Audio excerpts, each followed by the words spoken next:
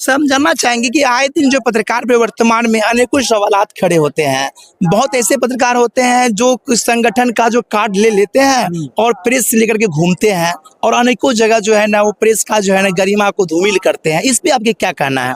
जो संचार का माध्यम आया है जी जी मोबाइल, जी जी इसमें हर व्यक्ति यूट्यूबर हो सकता है, लेकिन कलमकार हर व्यक्ति नहीं होता है।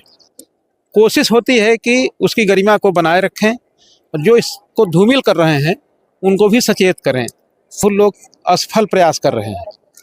मैं ये नहीं कहता हूँ या मेरा दावा नहीं है कि मैं बहुत सफल हूँ, जी जी जी लेकिन मैं प्रयास कर रहा हूँ।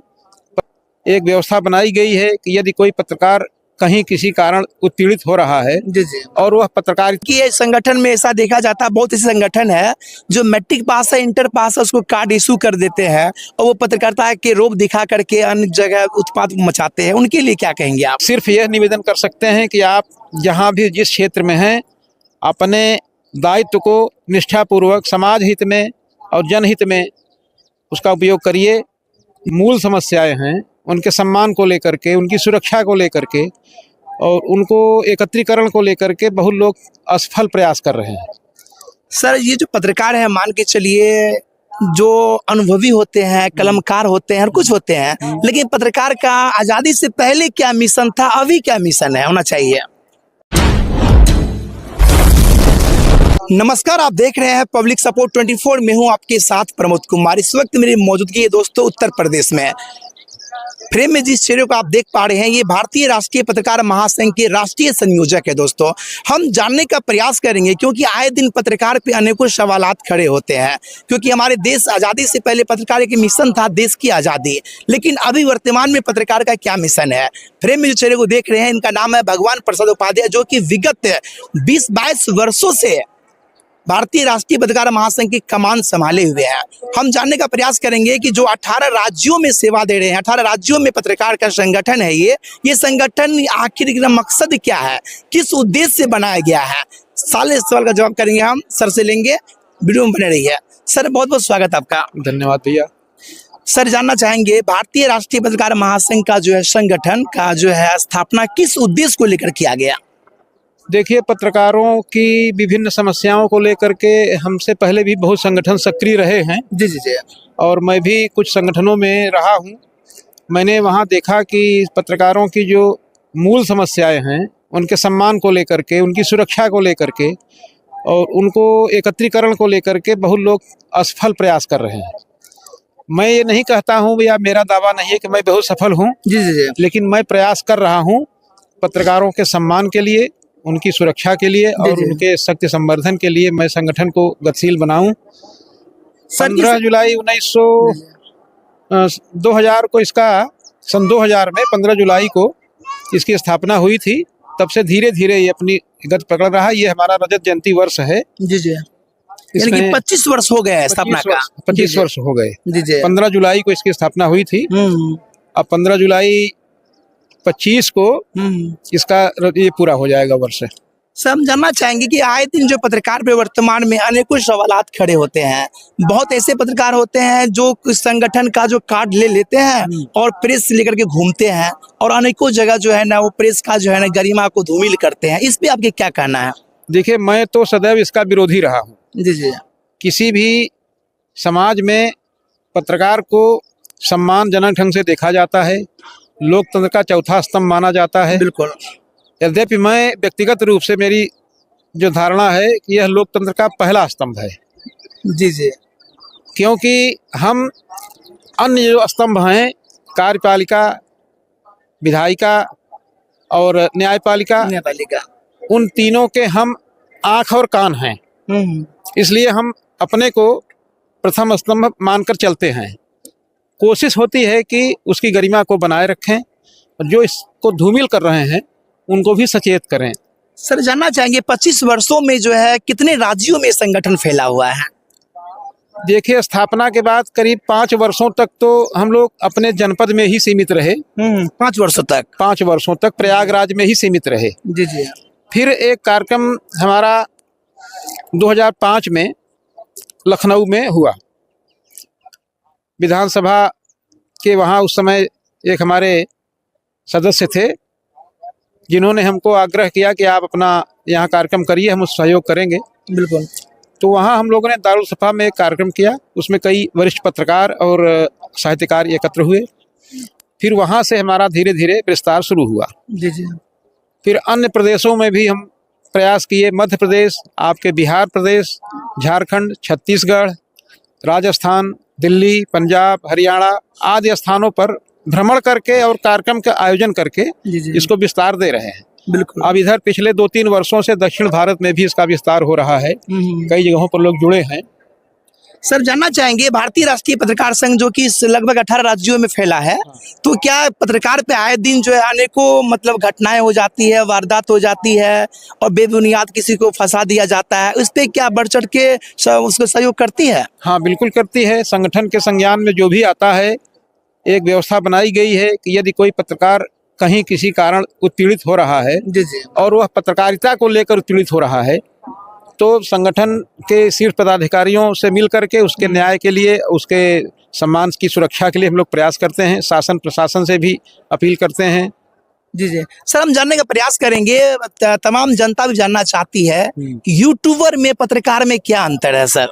देखिए, यूट्यूबर तो इस भौतिक युग में जो संचार का माध्यम आया है, जी जी। मोबाइल, जी जी। इसमें हर व्यक्ति यूट्यूबर हो सकता है, लेकिन कलमकार हर व्यक्ति नहीं होता है। बिल्कुल। पत्रकार की एक अपनी मर्यादा है, उसकी अपनी एक मान्यता है।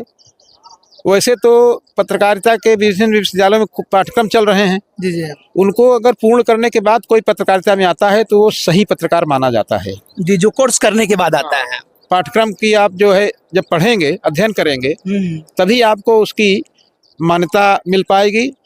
हालांकि आंचलिक क्षेत्रों में बहुत से ऐसे पत्रकार हैं जो बिना पाठ्यक्रम के भी अच्छा लिख रहे हैं, उनकी पकड़ भी है। जी जी।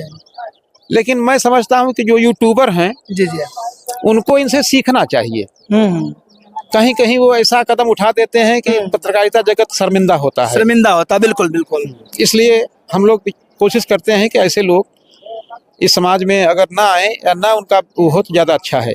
लेकिन सर जानना चाहेंगे कि जहाँ बड़े बड़े कैमरे नहीं पहुँच पाते हैं, वहाँ यूट्यूबर की मोबाइल पहुँच जाती है, इस पर आपकी क्या कहना है? आपकी बात बिल्कुल सही है, लेकिन उनको भी अपने संयम में काम करना चाहिए, अपनी मर्यादा को ध्यान में रख के काम करना चाहिए।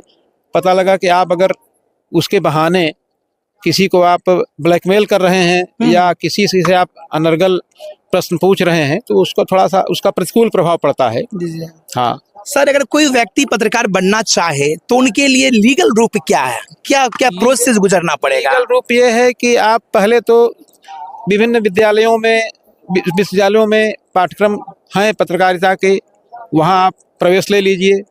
और यदि आप नहीं ले रहे हैं तो किसी पत्रकारिता के संस्थान से, समाचार पत्र से जुड़ करके वहाँ के जो वरिष्ठ लोग हैं उनसे सीखिए। पत्रकारिता के जो मानक हैं उनको आप अपनाइए। जी सर, जानना चाहेंगे, मान के चलिए जो कोर्स करके आए हैं, पत्रकारिता कर रहे हैं, वो पत्रकार है, लेकिन जो अनुभव से पत्रकारिता कर रहे हैं, क्या वो पत्रकार नहीं कहलाएंगे? वो बड़ी चीज है। मैंने आपको पहले भी बताया कि बहुत से ऐसे लोग हैं जो बिना पाठ्यक्रम किए भी बहुत वर्षों से अच्छा लिख रहे हैं। हम लोगों ने भी जब इसका शुरुआत की थी, एमए के बाद एक जिज्ञासा हुई कि भाई चलो पत्रकारिता में भी देखा जाए, तो हम लोगों ने भी पत्राचार पाठ्यक्रम से शुरू किया था। फिर बाद में विश्वविद्यालय में भी प्रयास किया गया और जो वरिष्ठ लोग हैं उनके संपर्क में रह करके बहुत सीखने का मौका मिलता है। सर, ये जो पत्रकार है, मान के चलिए जो अनुभवी होते हैं, कलमकार होते हैं, हर कुछ होते हैं, लेकिन पत्रकार का आजादी से पहले क्या मिशन था, अभी क्या मिशन है, होना चाहिए? आपने बहुत अच्छा प्रश्न किया।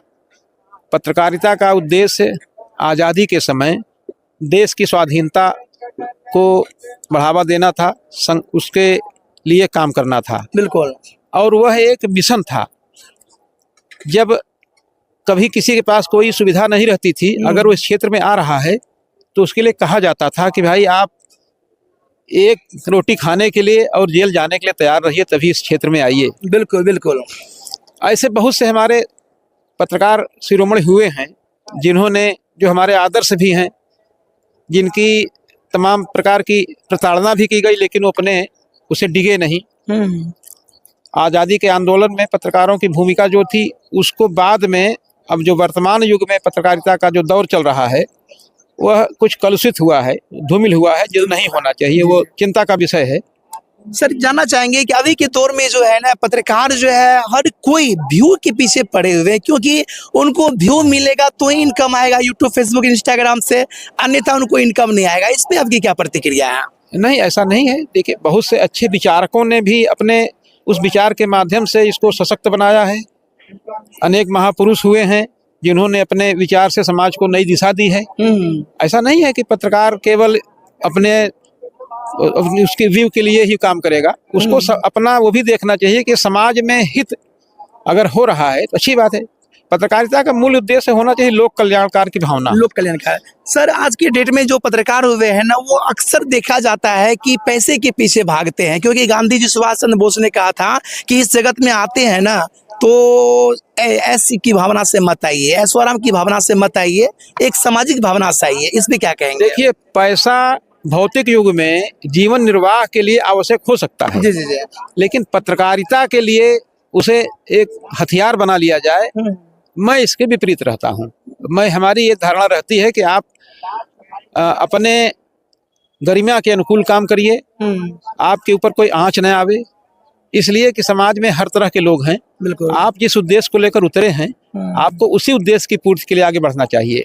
सर अपना संगठन में किस तरह के लोग जोड़ना चाहेंगे? यानी कि ये संगठन में ऐसा देखा जाता है बहुत ऐसे संगठन है जो मैट्रिक पास है, इंटर पास है, उसको कार्ड इशू कर देते हैं और वो पत्रकारिता के रूप दिखा करके अन्य जगह उत्पात मचाते हैं, उनके लिए क्या कहेंगे आप? देखिए, संगठन का विस्तार का जो दायित्व है वह विभिन्न इकाइयों पर भी निर्भर करता है।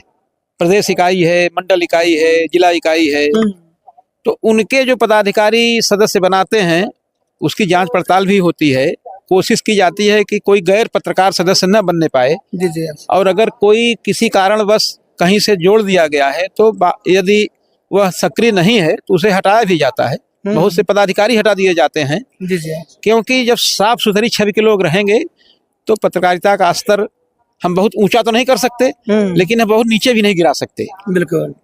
सर जानना चाहेंगे जो भी पत्रकार आज बन रहे हैं, अक्सर देखा जाता है कि वो जो है MSME जो आता है उस पर लिखा करके और प्रेस लिख देते हैं, क्या वो उचित है? देखिए, प्रेस की गरिमा अपनी अलग है। प्रेस लिखवाना हमारे ख्याल से आप जब वास्तव में कहीं प्रेस से जुड़े हुए हैं तभी लिखवाइए, अन्यथा परिचय पत्र के लिए या उसके लिए तो प्रेस लिखवाना हम उचित नहीं समझते। बिल्कुल। सर हमारे भारत देश में जो है केवल 2 ही राज्य ऐसा है जहां पे पत्रकार सुरक्षा कानून लागू है, लेकिन क्या बिहार में, यूपी में और सब जगह क्यों लागू नहीं हो रही है? यहाँ के सरकारों की जो मानसिकता है वह अपने ढंग से काम कर रही है। यद्यपि भारतीय राष्ट्रीय पत्रकार महासंघ ने उत्तर प्रदेश सरकार से इस तरह का मांग पत्र कई बार दिया है कि यहाँ भी सुरक्षा कानून लागू किया जाए। जी। छत्तीसगढ़ में लागू हुआ है। बिल्कुल। महाराष्ट्र में भी हुआ है। महाराष्ट्र में हुआ है। और सबसे पहले इसकी शुरुआत असम से हुई थी। असम में भी लागू है।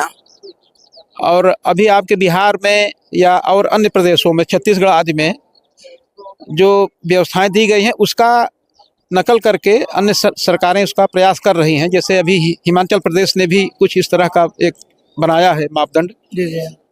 हालांकि जो मान्यता की नियमावली है उसको और सरल बनाना चाहिए, जिससे जो आम पत्रकार हैं उनको भी उसका लाभ मिले। बिल्कुल।